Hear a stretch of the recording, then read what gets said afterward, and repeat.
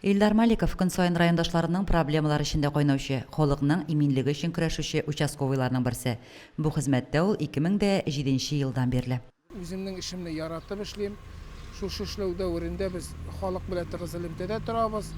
Халык безнең эш инде халык өчен халыкны яклау, халыкны төрле бәлаләрдән һәм законсызлыктан яклау дип әйтим инде төп эш шуннан тора.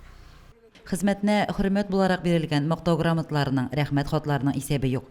Быел Илдар Маликовка хезмәтне булган мөнәсәбәте, яхшы хезмәте өчен Татарстан Республикасы президенты Рөстәм Миңнеханов һәм Татарстан Республикасы Эчке эшләр министры Артем Хохорин өр-яңа Нива машинасы тапшырды.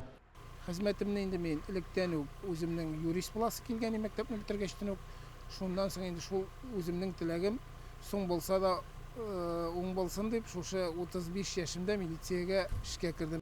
Илдар Маликов иске карамалы һәм боек авыл җирлекләрен контрольдә тота.